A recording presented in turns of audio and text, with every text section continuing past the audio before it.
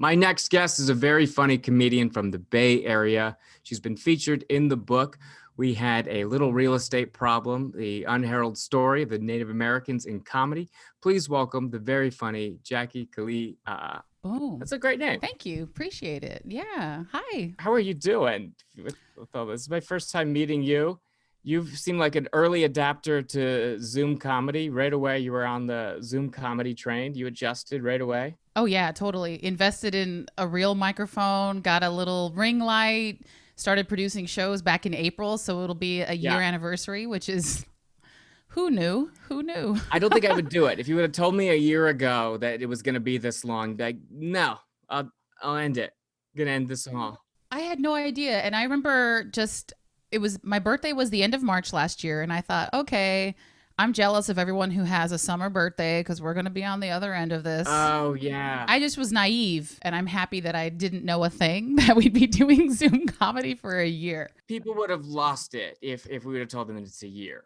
Yeah, I was like, maybe May. Could you imagine? No, it was terrible. We had a live show we were producing, and I think it was like a little bit after, like maybe it was the third week of March. Mm-hmm. And we thought people are starting to cancel shows, but there are people like, who cares? It's not a big deal. It's a other country thing.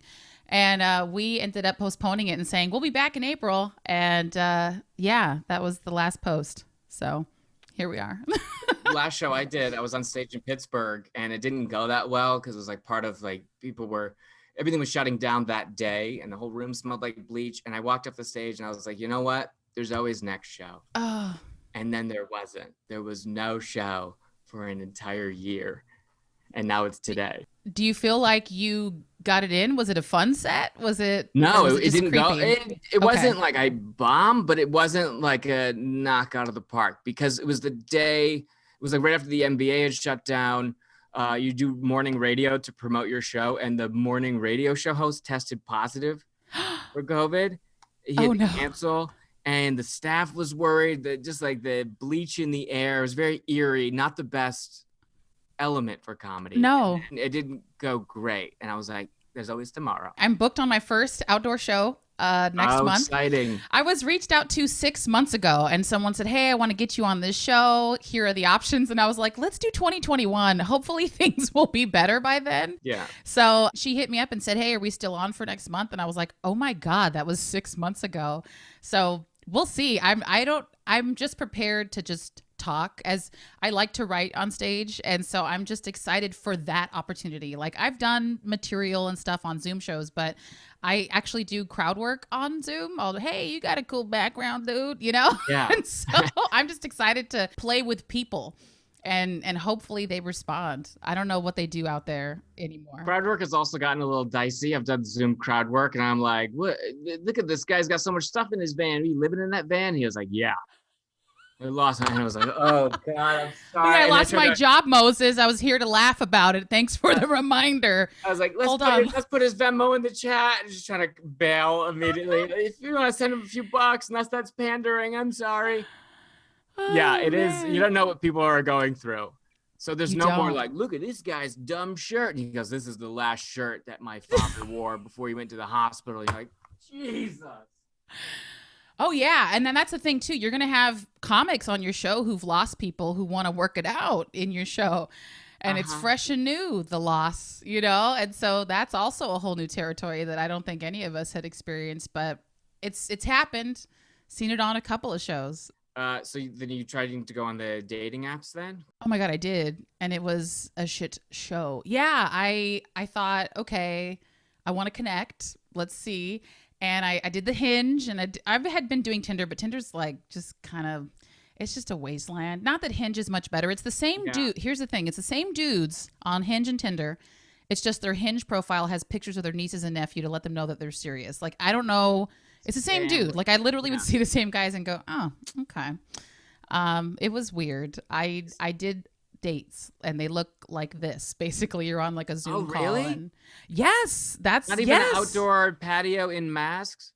I did a couple of outdoor social distance dates with one dude, but like I got onto the apps and was just trying to like first gauge. I was just trying to gauge like, all right, are you worth me potentially exposing myself? Like, let me do an initial interview and see if you're not a murderer, and then like maybe you've got a personality, you know. But yeah, there were a couple of like really bad calls where I was like, okay. One dude was watching football. He was like, oh, the Raiders are playing. So anyways, and just kept looking like off the screen. And I was like, I think you're watching a game. Like maybe we don't need to do this. No. No, it's cool. It's fine. It's fine. It's fine. So anyway, oh, hold on a second.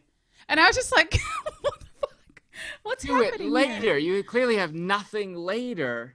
You have nothing to do. Like, can you, I don't know. It was This just, DVR yeah, is a thing. Yeah, that's brutal.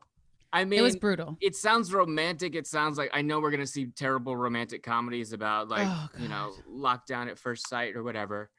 But it is something about just being a human that there is communication that happens that is nonverbal, that is Right. being around someone, feeling it, and it's very hard to build a connection that way. Because someone could just be nervous because they're looking at like I never am on a date and have to look at my own face the entire time. Exactly. I did like have one video call with a guy that I thought was cool. We had been communicating through text for a while, and then finally we made time for a call. And then he answers the phone and is like whispering, and I was like, "What?" And I was like, "Are you on a plane?" He's like, I'm on a bus." This fool was on a Greyhound, and I was like, "Why? No. We set a time and place for this to happen." No. And then he basically was like, "I live in Reno, Nevada," and I was like, "You said San Francisco." It was just like I was like, "Okay, every There's a lot weirdo of is out." lies. Yeah, he's going Every to his weirdo. third family. Exactly. What's the worst line you've gotten? Like the worst like opening line? Because they try to find that like I want to catch your attention, but it can sound insane. Moses, there's so many awful things. I think the one thing that caught me the most off guard was one guy who was like, "Hold on a second, that's my daughter." And I was like, and he had Wait, as a an number of opening line? well, we had our first call together, and he was like, "Hang on a second, I have to switch over to my daughter." And there was no Oh. indication this person had kids. And then during the first minute and a half, discovered he had multiple kids. And I was like, okay, this man probably didn't put any truth on this profile, so I should probably go now.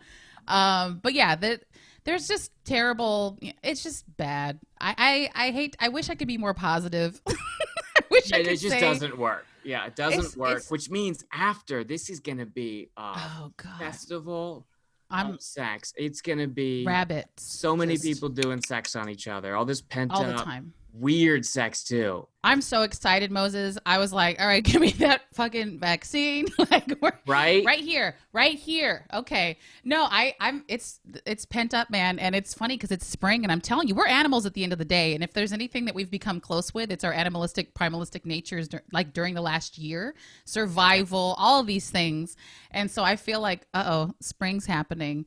I can feel it in the air, and I am excited. I have a group of friends. We're all going to go out and just be seen. We're going to wear masks and be responsible human beings because that's how we've gotten it this far. But yeah, so excited for spring and summer. Yeah, every joke has to start with like I'm single. So I've been thinking about Darfur. God. Like you have to start. It doesn't matter what the topic is. I hate to be that person now. I was like, I never wanted to be this comic, and I'm letting people know, hey, Yeah. I'm excited to just meet people because, you know, comics, like we feel vibes, we feel energy, we have that sensitivity, and you can't accomplish that over a video chat or like a FaceTime or a Zoom. So I'm just excited to like meet people and just like see what they're about. And I don't know. We'll see. It's going to be fun dating this year. I'm excited. Guys, she's out there, she's looking. Guys, gals, it's just anyone. Guys and gals. Guys Insane. and gals. So Jackie, when's this outdoor show? When can people see you? If someone's in the Bay Area? Yeah, it's actually Half Moon Bay of all places. But that's where they've been doing outdoor shows out there for a while.